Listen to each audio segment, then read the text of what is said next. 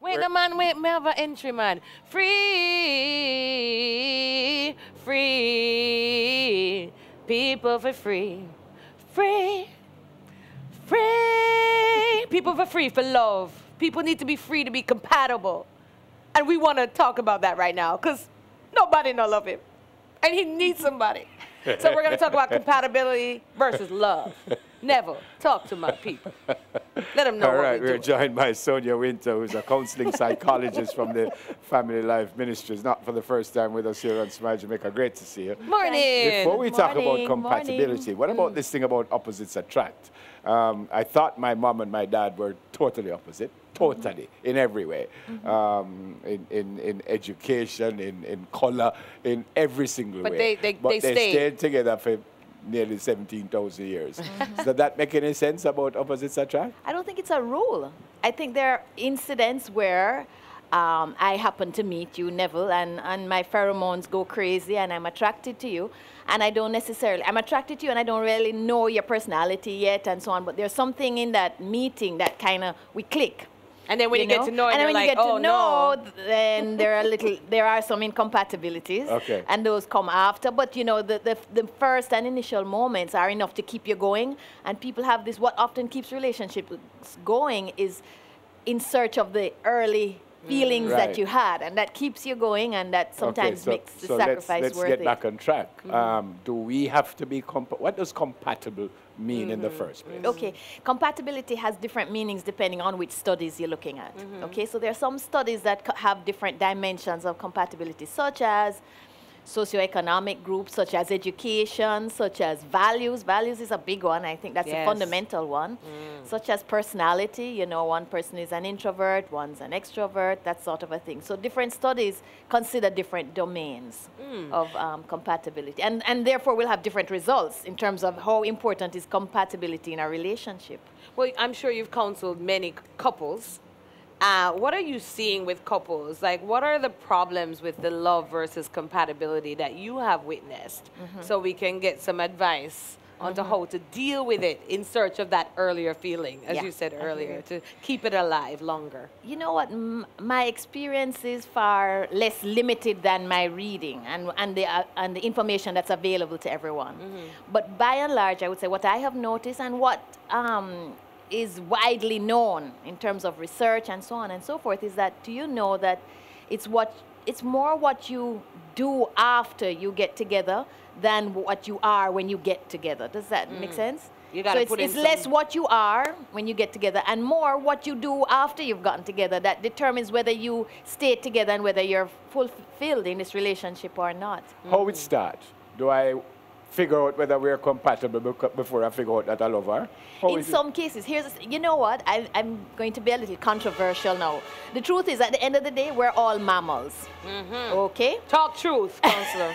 So, you know, there will quite often, I will meet you and a certain set of features, a certain set of smells, that sort of a thing will just trigger all my love hormones, Okay. you know, oxytocin and pheromones and stuff like that. And those trick your brain into saying, okay, this feels good, this feels right, I feel there's a wellness around me, that sort of a thing, you know? But then other things kick in. And then other things kick in. And then we have to look at those signs to say after what makes us compatible after Exactly. the oxytocin is released in the body, and I'm all, oh, love you, I darling. mean, don't get me What's wrong, you know, next? Empress, because remember, there are a lot of other relationships that start long after. I know you long time, we're friends Yes. long time. And then there were you- no pheromones going on. Okay. And then lo and behold, one day I'm like, you know, this is a really special person. I really, you know, so that's almost like a friendship develops first and then something I either different. didn't hear or I didn't understand what you said.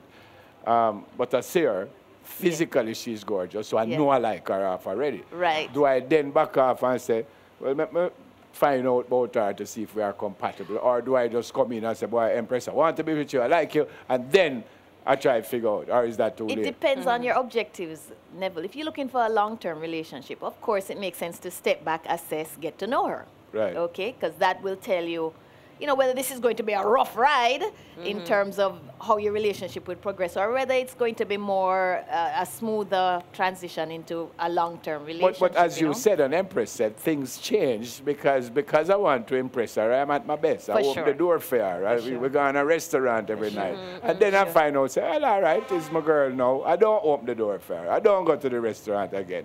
Right. No problems that? Remember how we started when we were offset? The thing we take for granted most often is each other. And that's often what undermines most relationships, right? That people inadvertently start to take each other for granted. So for want of a better word, I get her now. So you get the prize. In fact, you know what I was reading recently, that marriage, when people decide to get married, it's almost like the moment of marriage. When I've got the prize, I've got you committing to me in public, that's when all my effort drops quite often. You know, and from that day is when the routine of marriage kicks in and the friendships can start to undermine. And you take your partner for granted. Oh, that, 100%. You ignore I got him them. where I want him. I've got him where I want him. Right. So Well, I have mine where I want him, but me I go home go do some work. we have some signs here that you're compatible. Yes, let's go through You those. share the same core values. Oh, I think that's the most important one. I think a lot can be worked out after that. And when we say values, let's elaborate on that. We're talking about What's important to me? How important is family to me? Right. You know, how important is, am I black and white in terms of the rule of law? Right. What is my faith? You know, how important is my faith and my spirituality to me? Things like Your that. partner finds your quirks endearing. No, those are the cases where opposites attract. Right. So things that you do are just so unusual to me and quirky. I'm intrigued by it. I love it. I mean, but you know what?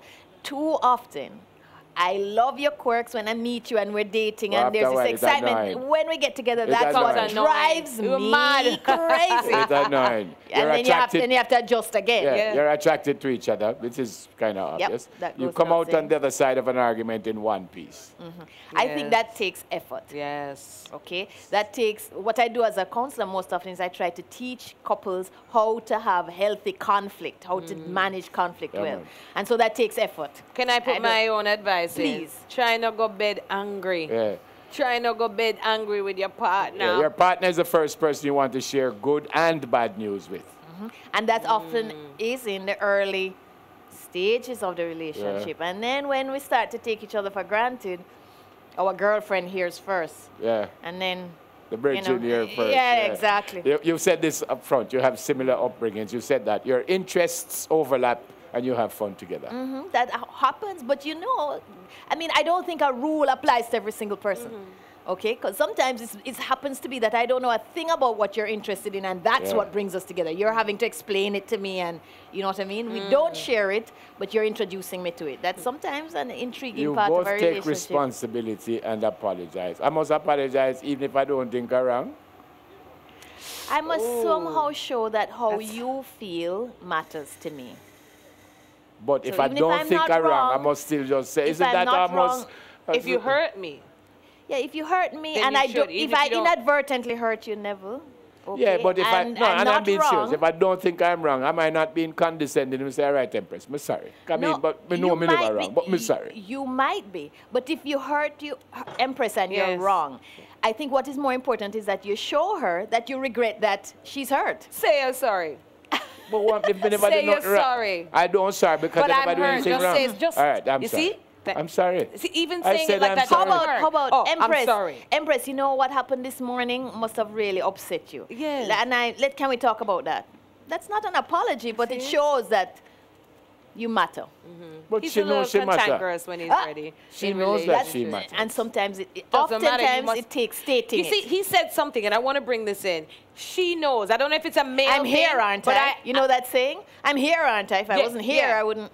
You know you're important. Because I'm but here. you not tell me. Me want you tell me. I tell you, but I never do nothing wrong, so I don't know why I have to apologize. I did not do anything wrong. Listen, counselor, I'm speaking on behalf of my girlfriends, and I want you to talk to the men out there, especially in relationships, because I know a lot of us sit there and the men do this. They say, but you know I love you. I'm here, aren't I?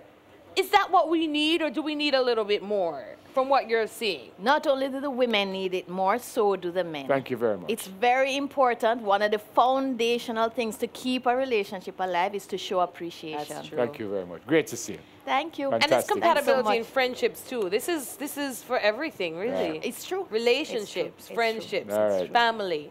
Thank Sonia you. Winter, counseling psychologist, Family Life. Where's Family Life Ministries? It's on Cecilia Avenue, 1 Cecilia Avenue. Beautiful. Please come see us. All right. So He we've needs covered to. compatibility.